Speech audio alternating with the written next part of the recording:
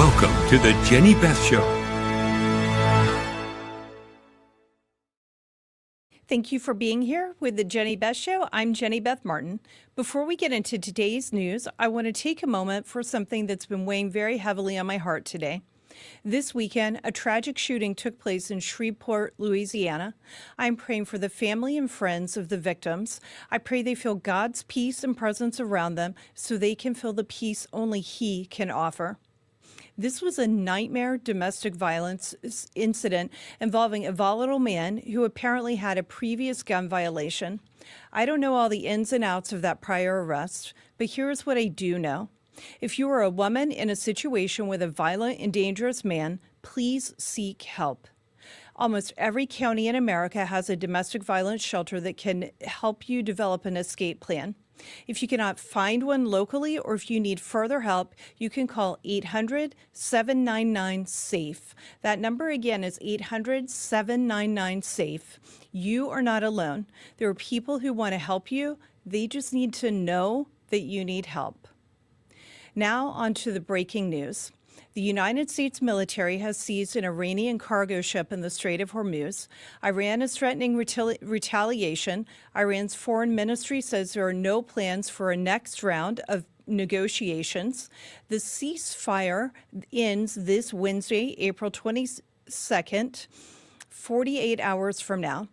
Oil and gas prices have spiked over the weekend as the Strait of Hormuz carries roughly 20% of the world's oil supplies. When it closes, the world feels it, as we have been finding out.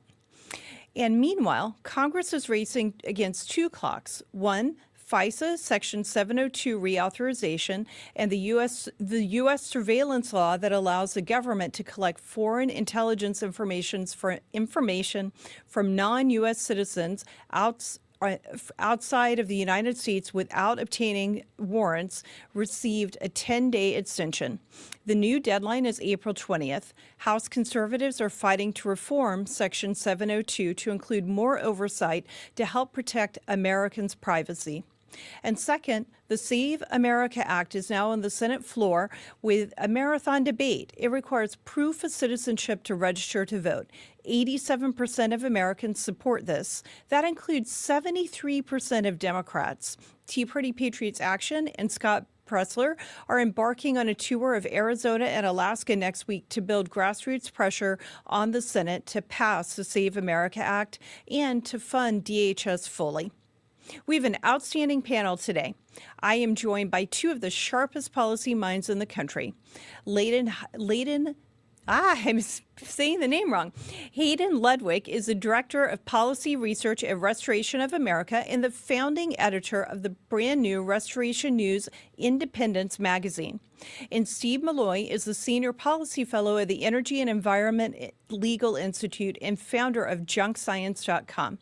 Hayden and Steve, it's so good to have you with me. Thanks for joining today. Thanks for having me, Jenny Beth. It's great to be here. Yeah, thank you for your time. So we're going to start with FISA and the Save America Act. America's record, we've got a lot to cover. In addition to that, we're going to talk about America's record energy dominance, China's foreign land grab, how Trump is disrupting China's superpower ambitions, and a very disturbing string of deaths among scientists and officials with access to U.S. secrets. So let's get started. Steve, FISA Section 702 just got a 10-day reprieve. The new deadline is April 30th. Walk our viewers what this law actually does and why conservatives are pushing for changes to it. Well, this section of FISA allows the federal government to basically spy on foreigners, but it also can ensnare some Americans. So conservatives are concerned about that. It's a violation of our privacy rights to be spied on by our government. And, President Trump, for example, is for 702. Many people are. And, of course, we do need to spy, unfortunately. We do need to spy on foreigners, especially those that are planning to do bad things to us. And some of it is going to ensnare Americans. So it's a controversial piece of legislation. I think that I obviously don't have a problem with our government spying on foreigners, but when it ensnares innocent Americans, that's a problem. And there's really no accountability in the legislation for the government when it abuses its powers. But mixed with the SAVE Act, which would require require you to be a U.S. citizen to vote in federal elections, that is a very valuable piece of legislation that we need. And if you can only get saved by passing FISA, well, I think it's a bullet we have to swallow for right now. Let's fix our elections, and maybe we can fix FISA later. Yeah, I think that is a very good point, Steve. And if we can fix our elections, it helps ensure that we've got clean, honest, fair elections going into the fall so that we have a fair playing field and have a chance of winning. Hayden, the Save America Act is on the Senate right now. 87% of Americans support citizenship verification to register to vote, including 73% of Democrats. And restoration, one of the restoration groups launched an ad campaign last week. Where do things stand with Save America from your perspective? Well, right. Restoration of America, where I work, is the only organization in the country that has a $5 million ad out trying to build grassroots support to push the Save America Act through the U.S. Senate. Currently, you have Senate Majority Leader John Thune, who seems more interested in raising money off the issue going into the midterms than actually delivering results. Now, he's pointing to the obvious fact that he doesn't have the 60-seat supermajority in the Senate needed to overcome any filibuster from the Democrats. But remember, that's a threat of filibuster from the Democrats. Now, he doesn't need to go so far as nuking the filibuster. I think considering the fact that we won't always have the Senate is reason enough to be cautious about that. We can play a little more hardball with the left right now and basically call them on their bluff. Going back to the bigger point, though, of national security, remember, it's not just about photo ID. It's not just about non-citizen voting, which we know is a fact going back many decades. It's also the fact that the Save America Act would require states to share their voter rolls with the Department of Homeland Security. Most people don't realize, but when you move out of state, in most states, especially Democrat-run states, you don't get automatically scrubbed from the voter rolls, right? You actually have to request that get done. And Democrat states are notorious for having spotty voter rolls where people who no longer live there or have died are still registered to vote. Republican states under the Obama administration, like Ohio, did a really good job at cleaning their voter rolls, only to get sued by the Eric Holder-led Justice Department in, I think, about 2013. So it shows you that we are in need of a national reform for some federal standards when it comes to ensuring foreigners aren't meddling in our elections. You are exactly right. And, something really interesting that I think people don't know that you were bringing up about when you move, it doesn't clean you from voter rolls. Even in red seats, oftentimes you don't get completely removed from voter rolls when you move. And I think that this is shocking to most people because the majority of Americans register to vote when they get their driver's license. So they walk into the DMV, they get their new driver's license, they walk out in the old one, either from the old location where they used to live at within the same state, or if they cross state lines in the new state, they have a completely different state issuing it.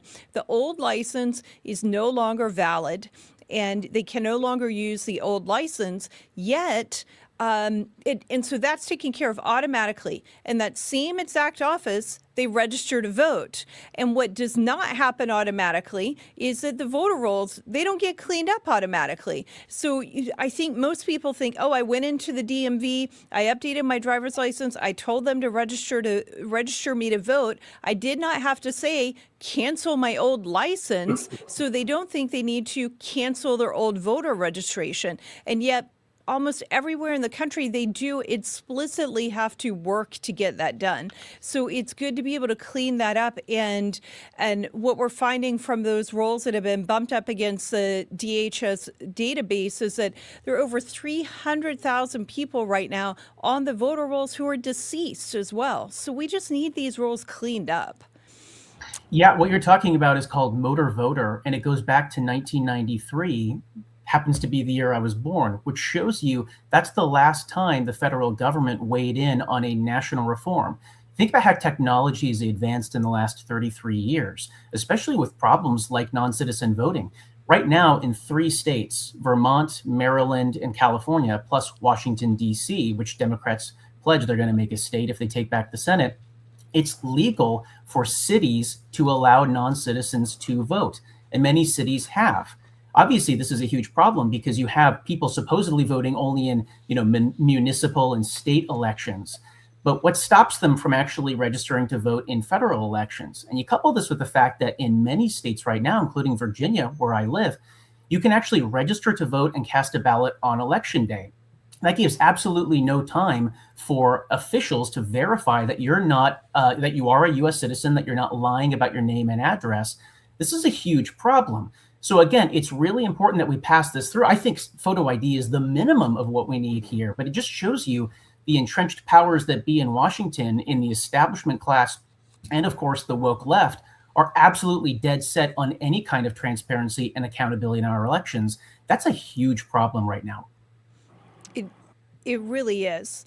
And I'm so glad Restoration is doing these ads. And as I said a few minutes ago, Scott Pressler and I are going to be in Arizona this weekend. I'll be talking about that more in a little while. But if anyone wants to take action right now, before I get to the closing call to action, you can go to passthesaveamericaact.com.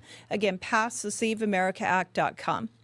Now, moving on to our next subject, Steve, U.S. oil production just hit an all-time record, 13.6 million barrels a day. America now produces more oil than Saudi Arabia and Russia combined. Put that in terms so that our viewers can feel it in their wallet. What does it mean for what does American energy independence and dominance mean for the family looking to fill up their gas tank today?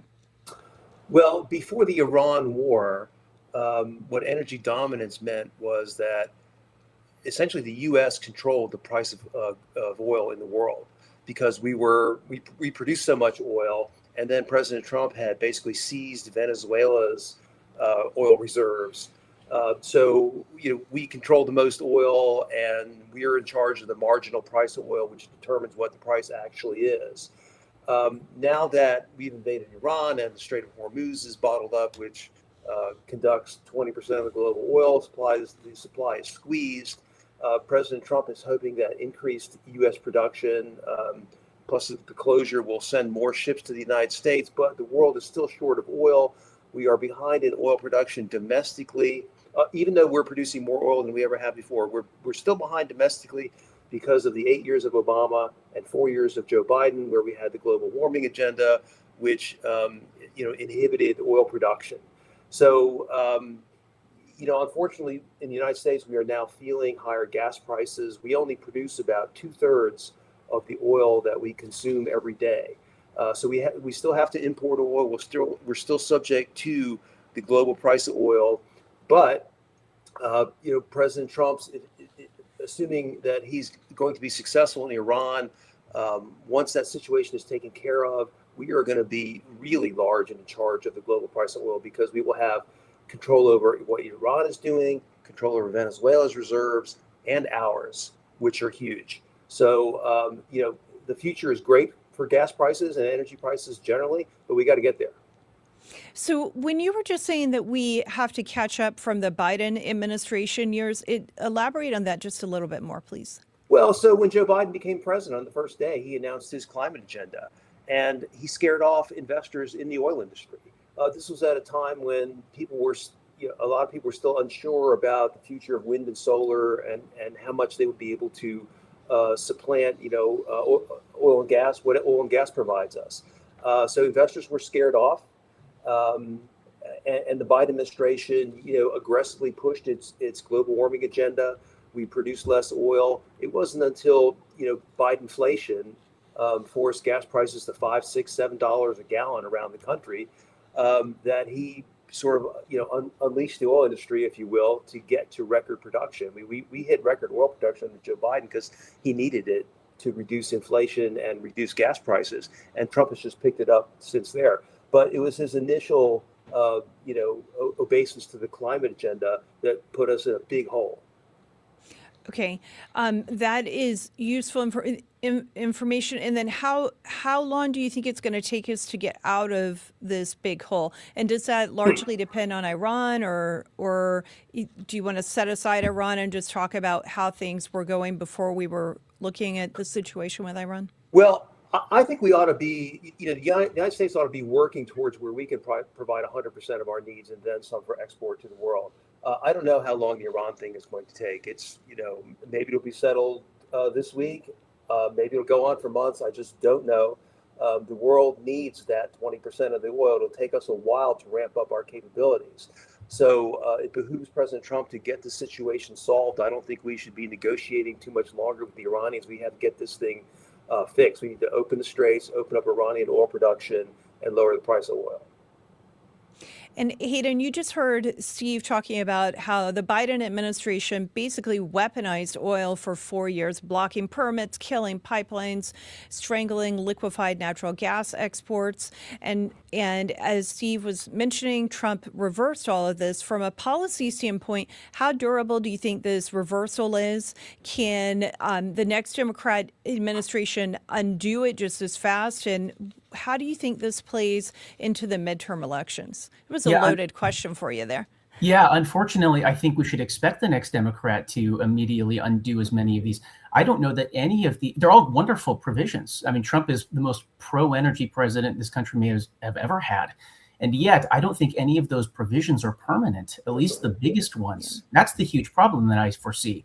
A lot of what President Trump's been doing, obviously, in his foreign policy outlook, does relate to oil. Oil is the new currency, not currency anymore. And I think there's some brilliance to that. In other words, there's a way of fighting China without actually launching missiles their direction.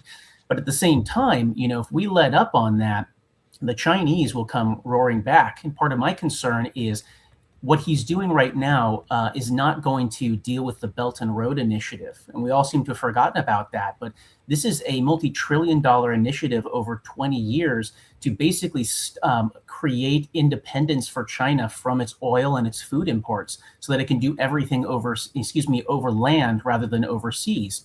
So as long as that's going on, I think we're going to look at short-term gains here for the ability of the United States to kind of circumvent China's massive dependence on oil. And if a Democrat comes back in 2029, I think we're in a really poor spot, unfortunately. And I hope the president is able to do something to address that, but I'm not sure that he is at this point. Okay. I hope that he is as well. Steve, do you have any comments on that before I ask you the next question?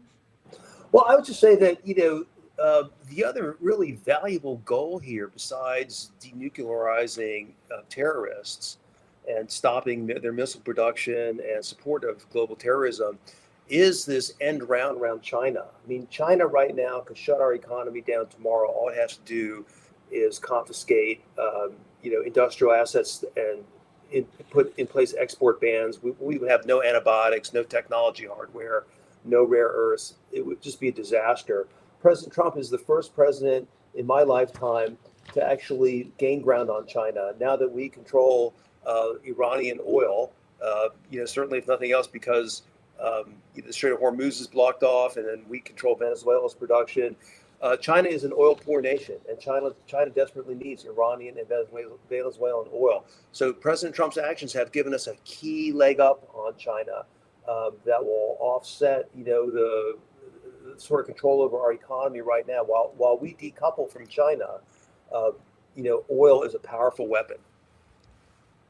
And we really do need to decouple from China. We're going to talk a little bit more about China in just a minute. Before we hop over to China, Steve, there have been 167 crude tankers that have declared U.S. destinations, and the Trump administration approved 6,000 drilling permits in a year. That's a 55% increase. Why do these permits matter? What do they do exactly, and why is it so important?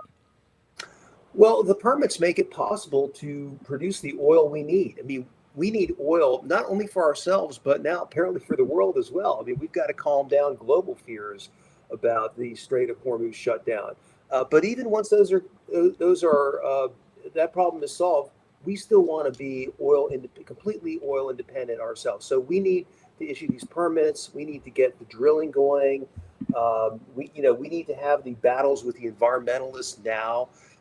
If you want to be the lone global superpower, you pretty much got to be self-reliant, self-sufficient, especially energy-wise. And we're not there yet, but President Trump is moving us in that direction. Okay, and one last question for you about this energy, Steve, because this is your area. You're so good with the environment and energy. The left says record fossil fuel production is cooking the planet. How do you respond to that? Well, the whole climate thing is a hoax. I was just at a conference last week where I listened to the 2022 Nobel Prize winner in physics go off for an hour and a half about how fraudulent climate alarm has been. And his basic point was the effect the data that they're using to identify the small global warming effect is an order of magnitude imprecise. So there's no way they could be actually seeing what they're claiming.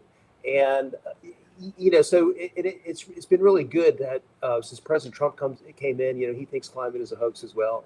Now we have President Trump and the Nobel Prize winner, recent Nobel Prize winner in physics, agreeing.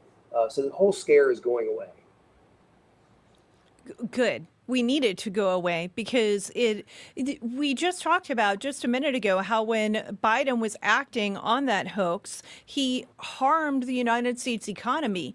And we're still digging out from the hole because of the things that he did on day one affecting the climate. And we need people to understand that the things that have been used to scare us were really tactics used to manipulate and control our behavior. No, that's absolutely right. And, it's not only been a problem in the United States, it's also a problem in the rest of the world. I mean, Europe has shut down its own fossil fuel energy production because of the climate scare. So this Iran problem is worse in places like Europe and India because they believed in it. They fell for it. They shut down their energy production. Yeah, it's crazy. I'm so thankful that we have President Trump in office and he is focused on drilling, baby, drill. Okay, now let's jump back over to China. Hayden, you had a recent article in Restoration News that documents something most Americans have no idea about. Foreign entities now own 45 million acres of United States farmland. That is triple the 1990 level.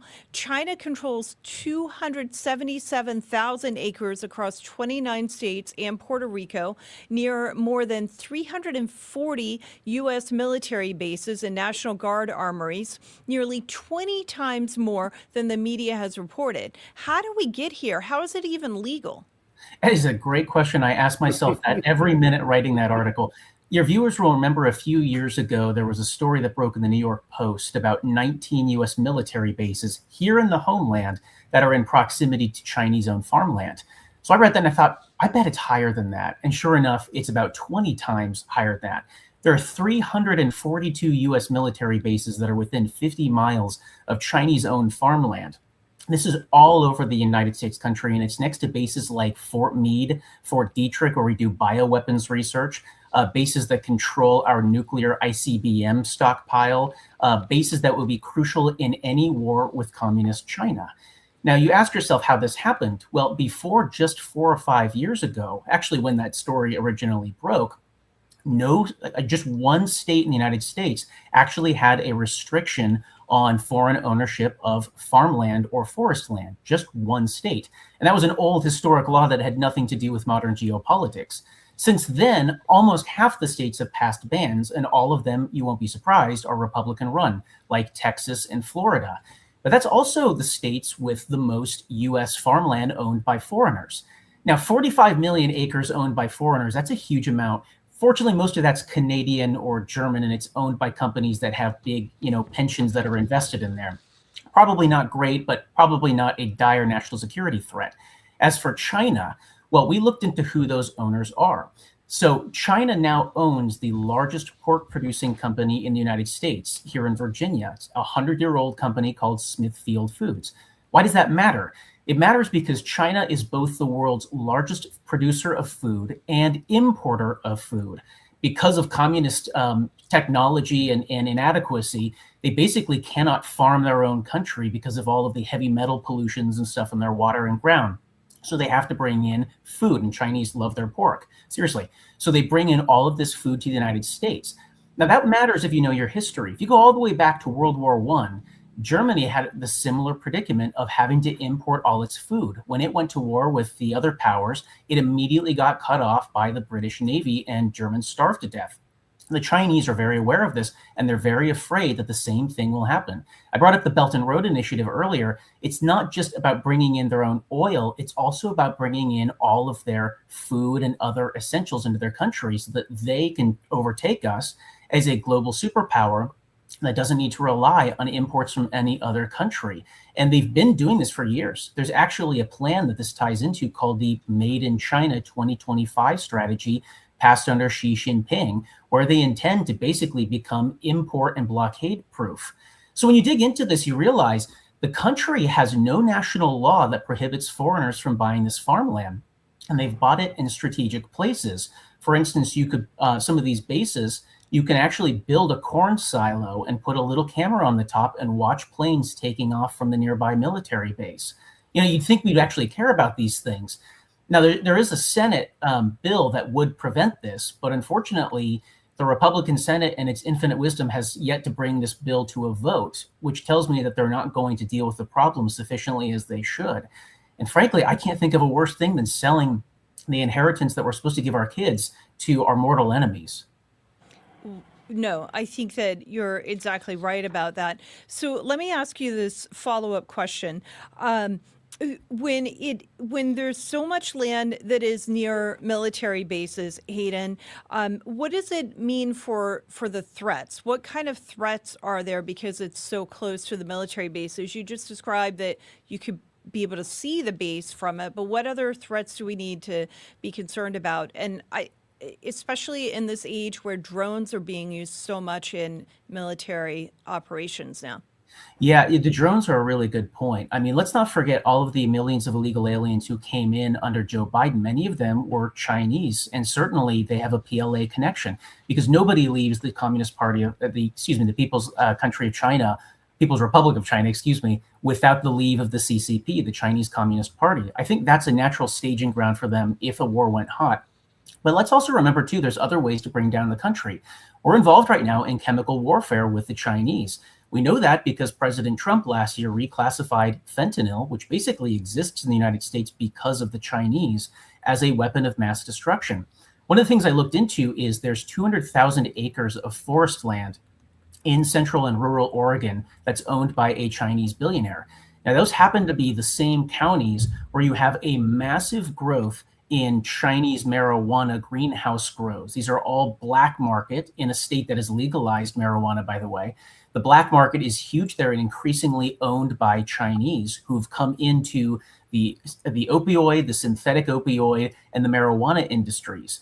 That is chemical warfare that kills over 100,000 Americans every single year. And the Chinese know this. I think part of the problem is the United States thinks that we're only at war if we're actually shooting at each other. But the Chinese and all communists, really, they don't distinguish between peacetime and wartime the way we do. They've been locked in a war with us since 1949 when they took control of the country. And the other part about this, too, that's really interesting is there's actually a way to turn this against the Chinese. So right now, it's estimated that there may be as many as $4 trillion in cash and hard assets that are owned by Chinese elites connected with the Chinese Communist Party who live in China that's stashed overseas right now. Why? Because that means the CCP can't get a hold of those assets. Now, if you really think about that, what they're saying is they have no confidence in their own country's future. They're actually hedging their bets against the future of the Chinese Communist Party by moving $4 trillion out of their own country into foreign bank accounts. I think actually the buying up of farmland is kind of a way to do that. Now, that's not benign, but it is a way of actually saying your own party elites don't believe in the future of communism in Xi Jinping's government. And I wish our country would be a little more clever in its propaganda war against the Chinese communists and actually point this out to them, because we could have a coup against these guys, a propaganda coup, that is, by explaining that your own people are actually in retreat from your own system. Wow, that's a really good point. And I haven't heard other people mentioning it in that way. I have to think about that now. Steve, China banned foreign ownership of land inside of China in 1949, yet we allow them to buy land next to our nuclear facilities. How is this a coherent policy? Explain this to Well, me. yeah, no, it's not coherent. And the reality is that, well, let me go back. If you've ever seen the movie Enter the Dragon with Bruce Lee, he talks about the art of fighting without fighting, and that's what Hayden was explaining. It's China is fighting us without fighting us. They've infiltrated our country. They sent over all the illegals. They have Chinese students here, and President Trump actually wanted to bring in more Chinese students. They can invest in all sorts of companies. They can buy land. They can do this. They can do that. We make Chinese nationals part of our government. I mean, they have completely infiltrated us. God knows what they could do to us anytime they want. On the other side of the coin, we can't do anything in China. As a matter of fact, just last week, China started threatening U.S. companies that are trying to decouple from China.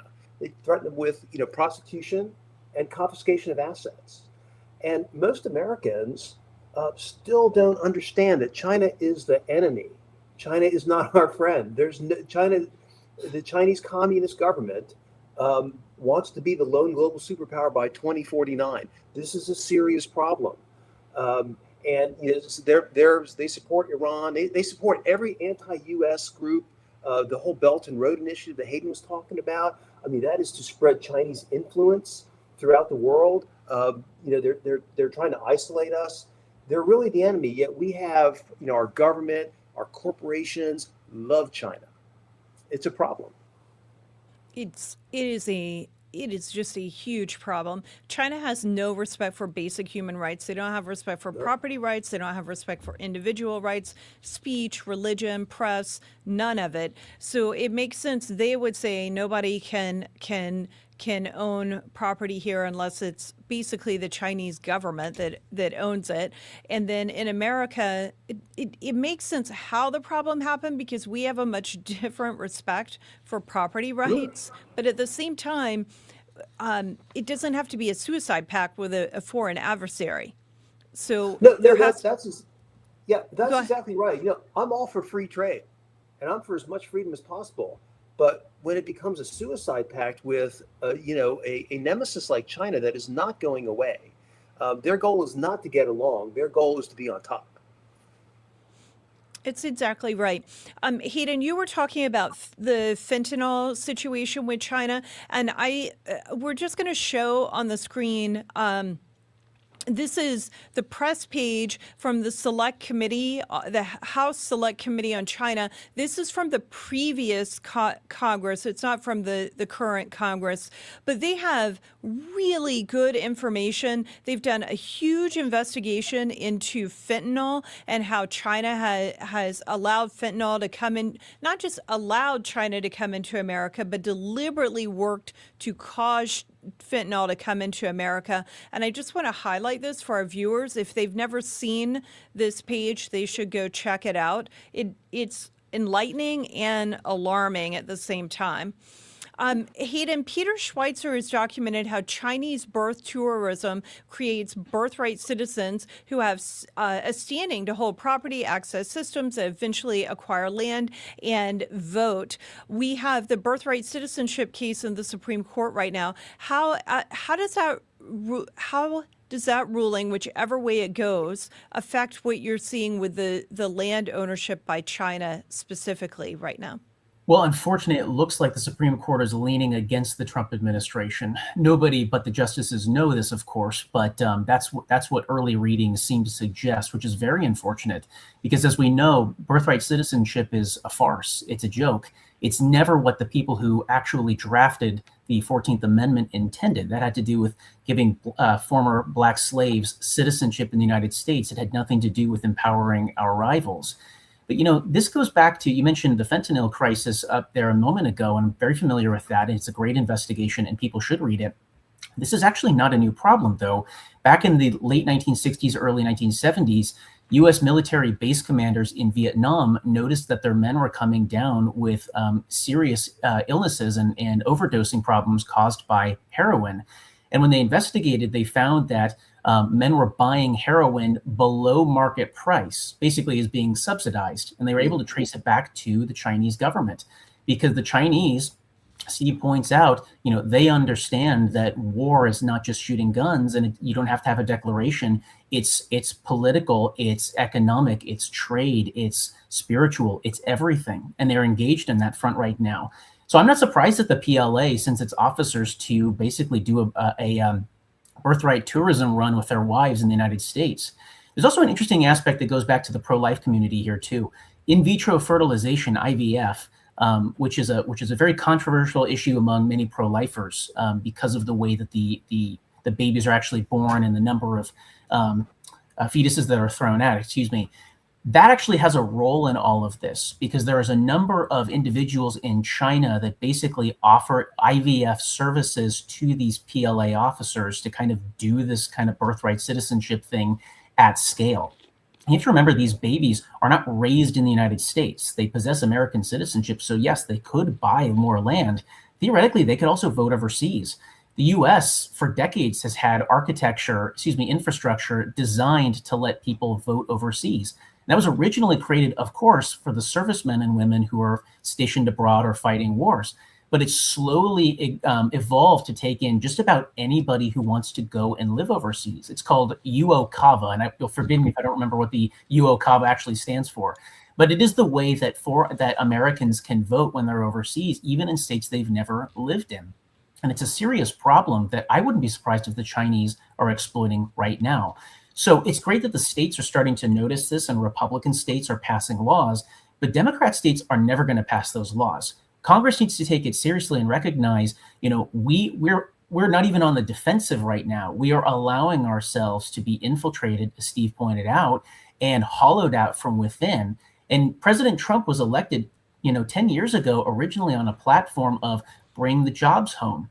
Well, why did the jobs leave? The jobs left because of basically an agreement between our own elites here in NAFTA under the original Bush administration, the Clinton administration, and the Chinese to export jobs from Ohio and Indiana to Beijing and Shanghai. Well, he's elected to get those things back. That was a form of economic warfare. So if we're going to fight back on that front, we got to fight back on all of these fronts. You are exactly right. And a lot of what you were just talking about is why we need to pass the Save America Act. And we need to get that done. UOCAVA is the Uniform and Overseas Citizen Absentee Voting Act. The Uniform and Overseas Citizen Absentee Voting Act.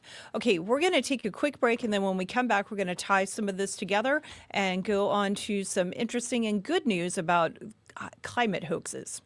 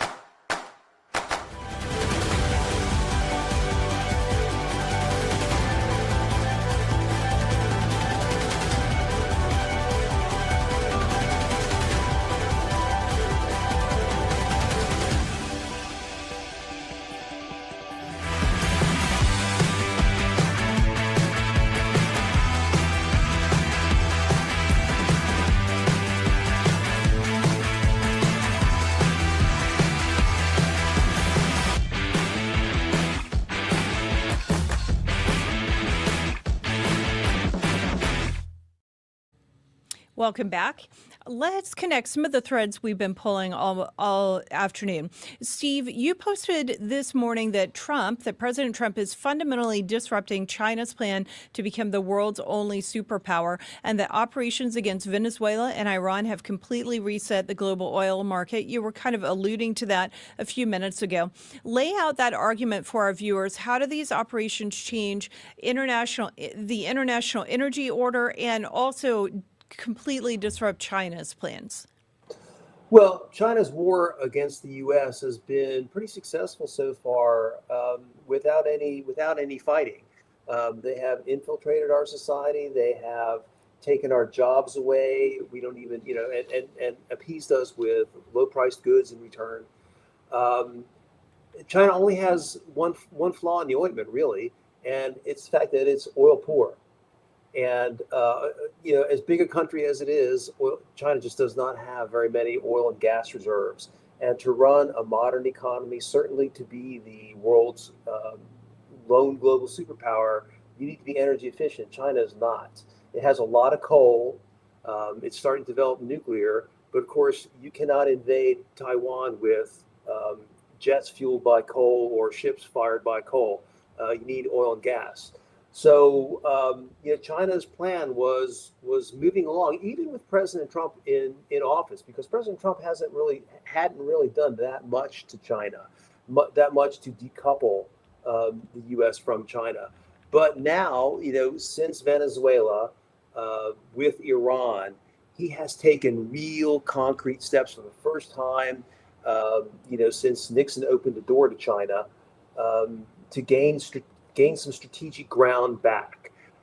China, needs to buy oil from Venezuela, needs to buy oil from Iran now, and since we're going to be controlling that, it's going to be buying the oil from us.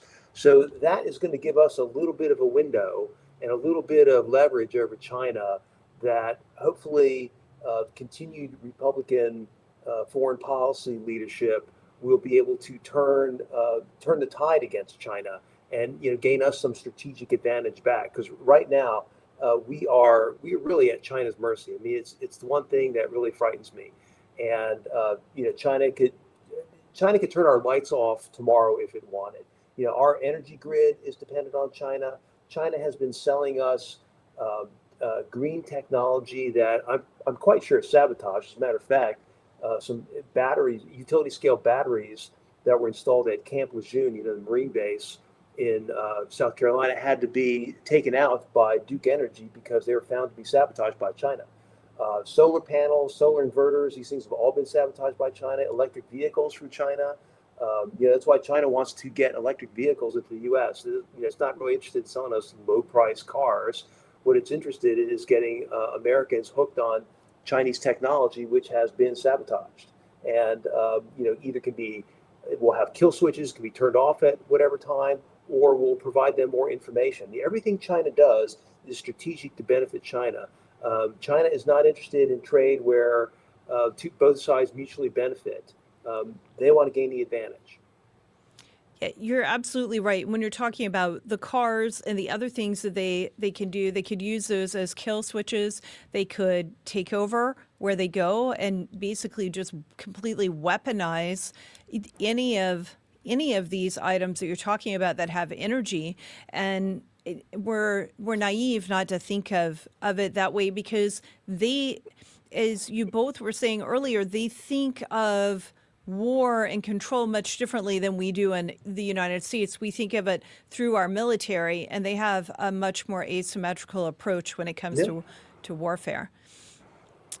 Hayden, from a national security standpoint, America as the world's undisputed energy leader, does that change the calculation for China and Iran and our adversaries?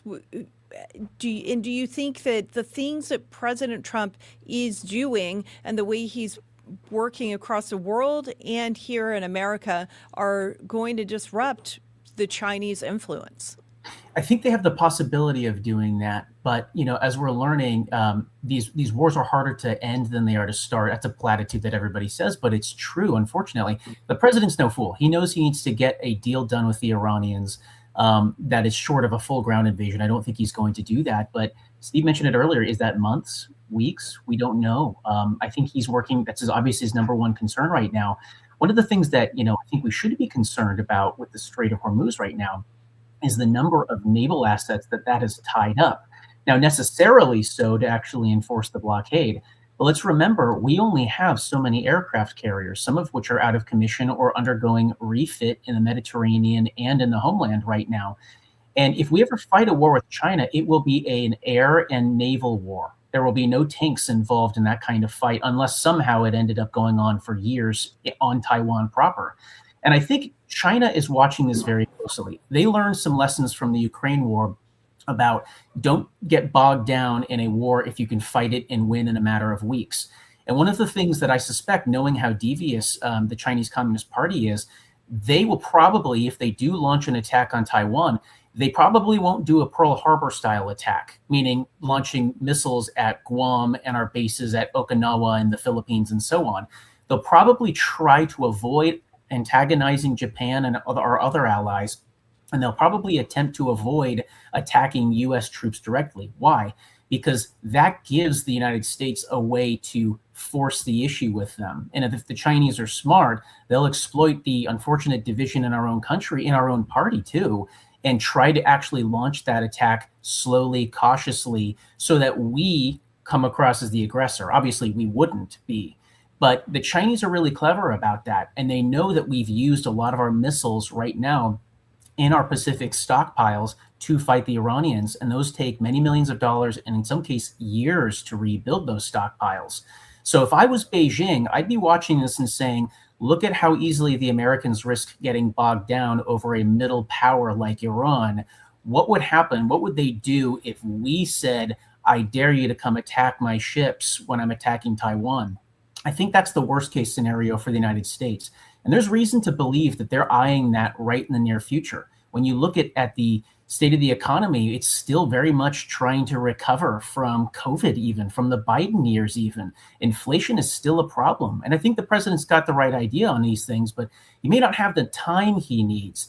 The Chinese are looking at the divisions even within the conservative movement right now and saying, would the Americans unite around the president if we've challenged them over Taiwan? I don't think anybody knows the answer, and that's the scary thing, because if it happened 20 years ago, we would have united. Nowadays, I'm not so sure, and that's what makes me nervous. So Trump is very clever in that he's trying to avoid actually a straight-on confrontation with the Chinese military by cutting off their oil, by exposing their weaknesses and their vulnerabilities. And that's why I said earlier, we have to get smart about the propaganda war. The very fact that so many Chinese elites have money stashed in places like Switzerland and the Caymans should be propagandized all over China. Your own elites don't believe in the future of your country. Are you going to die for Xi Jinping on a beach in Taiwan for something that won't make your life any better? Your elites are ready to get out of there if they think things start to turn over in your country. So we need to get really clever at this kind of thing, like we did in the Cold War against the Soviet Union. And I think Trump understands that, but I'm not sure the rest of the GOP and certainly the Democrats don't. I think that when it comes to that kind of propaganda war, I just don't think that America understands how powerful propaganda. I don't think normal American citizens understand how powerful propaganda is. I think that some of what we're seeing online is propaganda from foreign countries, and even some of the clicks and the likes and the reposts that we see online could be happening from foreign countries trying to influence American thought.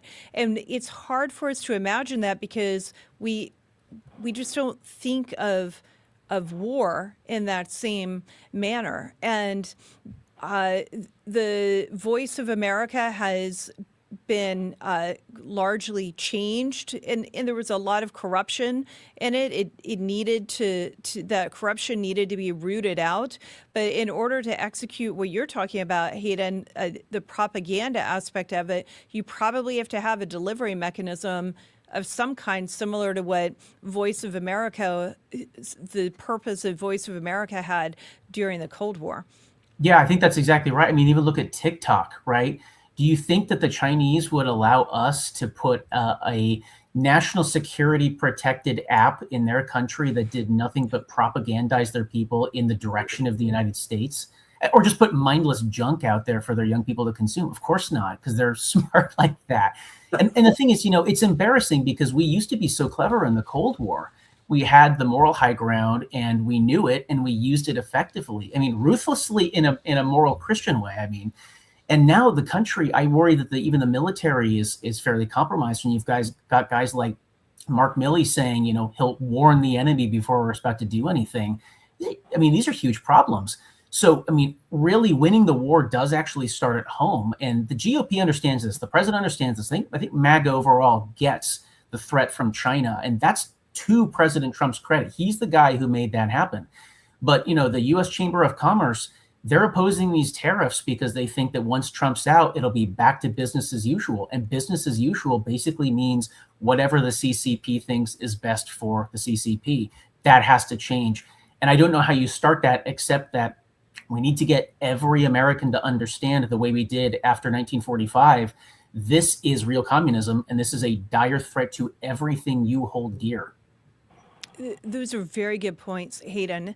And then, Steve, you're the one who posted about it this morning. Do you have anything to follow up on before we jump to our lightning round? Yeah, we should not take the Chinese for granted. Communists are very clever. They have been, working in the United States since the 1930s. They help the left. I've got information, and it's public. The Chinese have been funding U.S. environmental groups to wreck our economy.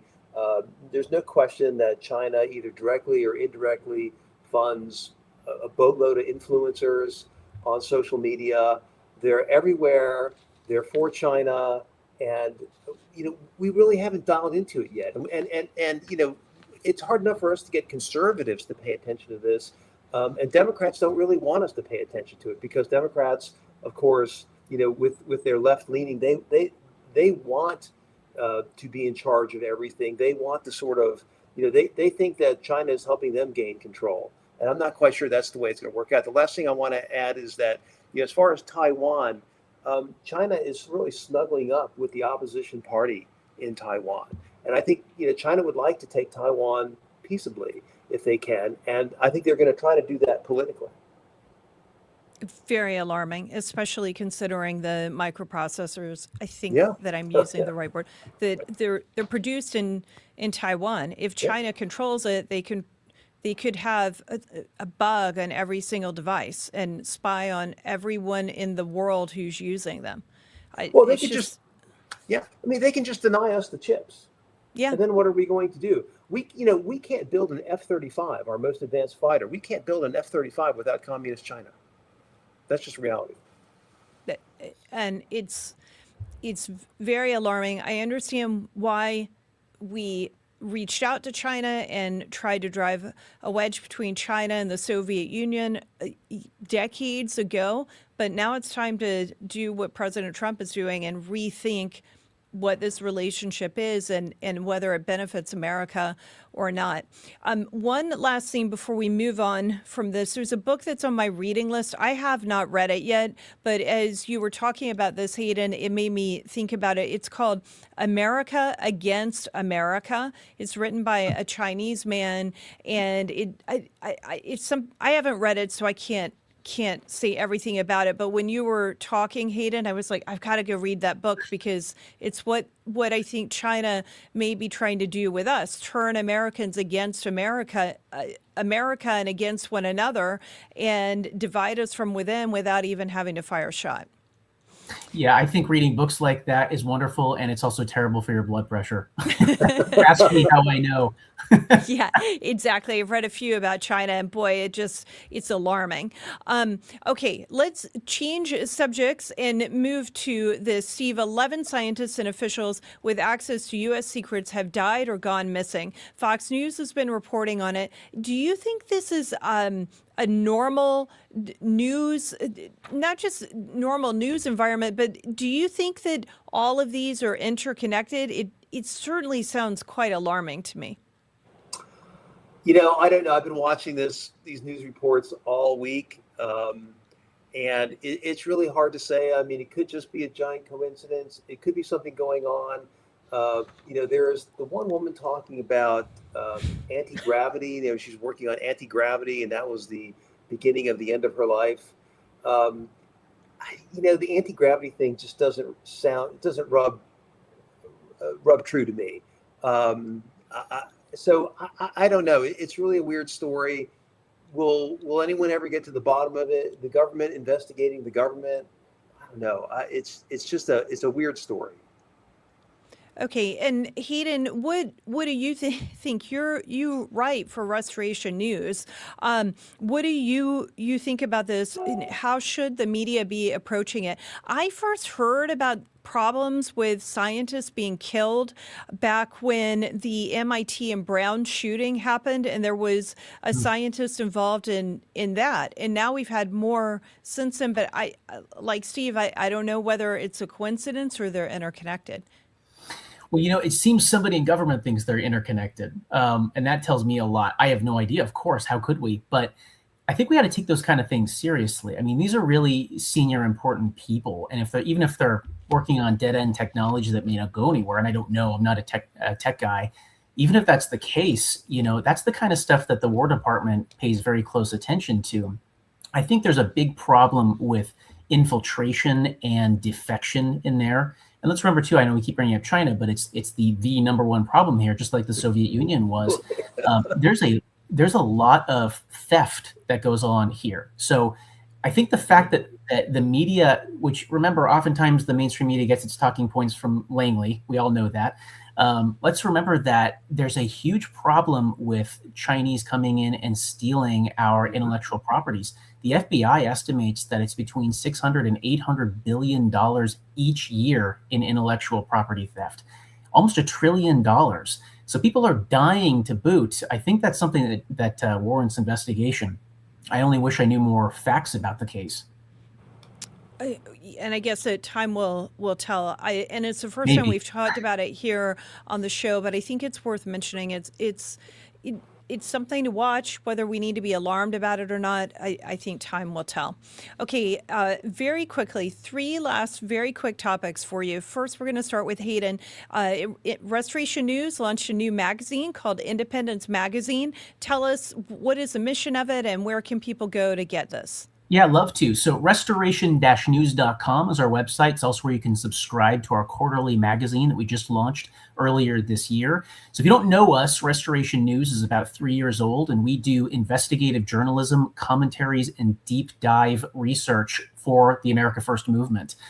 So we are not a mainstream organization. We are a populist conservative organization, but we write with facts first. And everything you've heard me talk about is stuff that me and my team of about a dozen researchers and opposition researchers have dug up and posted on our website, restoration-news.com. Now, part of what we want to do is also give the populist MAGA movement a kind of intellectual edge that it might lack right now. So which is why we launched Independence Magazine. Independence, of course, named for America's 250th birthday this coming 4th of July. So in it, you'll find great commentary on everything from the pro-life movement to the kind of stuff that Steve is an expert on when it comes to combating the global warming lies, all the way to how we actually de-woke the U.S. military, which is a huge project that we're currently involved in, and yes, things on communist China and in between. So we're launching our next issue over the summer, and we're aiming for June, and we'd love for people to subscribe. So if you go to restoration-news.com and you go to the very top, you'll see Get Independence Magazine. And you can actually read the first copy for free right now, no strings attached. We're giving it away because we believe in our product. So check it out. Subscribe to our newsletter. We release it every week. We promise not to sell your content, sell your data, or spam you. And it's all about the kind of stuff that you don't see even big conservative sites release. Because frankly, we read between the headlines. That's why we did this big deep dive on CCP ownership of farmland, because we know most journalists are kind of lazy and a little bit dumb, and they go too fast, even when they're well-intended. I know you guys know what I'm talking about. So we take the time to actually go in and find what are the facts, and we always deliver it from a conservative Christian worldview. So when you're getting the real deal with us. So yeah, please check it out, Independence Magazine and restoration-news.com. Thank you, Hayden. Okay, Steve, when I saw this story, I thought of you because you told me a while back that you thought some of the alarmism about microplastics was a bit overblown. The University of Michigan researchers found that gloves scientists use to study microplastics may be contaminating the cycles, and it means they may be overstating the problem. Yeah. What do you know about this? Well, look, we've been using plastics for more than 100 years, and they're very inert. They've been degrading in the environment. There are bits of plastic everywhere. There's bits of plastic in the air and the food, the water. And while that may sound scary to you, you have to keep in mind they're inert. It means they don't react with the body. It takes a lot to get plastic to react. You have to melt it. And that doesn't happen in the body. When you ingest microplastics, you excrete them. So these researchers found that they were trying to measure microplastics. And what they discovered was the microplastics on their glove were contaminating their samples. So they were measuring too much microplastics. About a year ago in February, there was a study published, got a lot of media, that we have 2 plastic spoons worth of microplastics in our brain. That microplastics are accumulating in our body. And as it turns out, well, what they were looking at was not really microplastic, it was fat. The brain is 60% fat. And they just got a false positive for microplastics. And so there's all this hysteria. The MAHA movement is getting into microplastics. There's really no science behind this. Microplastics don't accumulate in our bodies. You can measure some in our bodies at any given time just because there's microplastics always traveling through them. But our body gets rid of them. They're everywhere in the environment. But there's no evidence of any harm from microplastics. It's just another one of these, anti-fossil fuel, radical environmentalist scares that just seems to be uncontrollable. Why do they want to make plastic the bad guy? Well, plastic is a handle against the fossil fuel industry. Radical environmentalists don't like fossil fuels. Fossil fuels, of course, go in make plastics possible. That's what they're made of. Got it. And so, any way that environmentalists can cause problems for the fossil fuel industry, which of course makes us energy dominant, and they don't like that either, they're going to go after it. And since the climate scare is going away, well, they're going to ramp up scares about chemicals, which they're doing, and also microplastics. Okay. Now, very last topic, a little bit more lighthearted. We'll start with Steve. Polar bears are apparently not going extinct. And I guess that's a convenient truth. In contradiction to what climate alarmists have told us for the last 20 years. What do you think about this, Steve? Well, of course. So polar bear, global warming. What's your symbol going to be? Well, polar bears, which live in the Arctic. And global warming is, of course, going to make the Arctic ice-free. That's what Al Gore said in 2007. Of course, he was wrong. He said that the Arctic would be ice-free by 2014. It's still got plenty of ice. Polar bears have plenty of ice, and most importantly, there are more polar bears than ever. They were hunted to near extinction in the 1950s and 1960s, but then hunting bans came into place, and since then they've been flourishing. And there's plenty of ice for them. Their population is burgeoning to the point where they actually have to invade human villages in some places for food. So, this has been a complete bust for the environmentalists because there's more polar bears than ever. And Hayden, how does the question with the polar bear story connect to the broader pattern of leftist misinformation that your organization tracks? Well, I always thought it was kind of funny that the left chose the polar bear as its environmental mascot, considering that the polar bear actively seeks out to eat human beings, which, of course, global warming does too. So, it's wonderful that we're saving the polar bears and everything.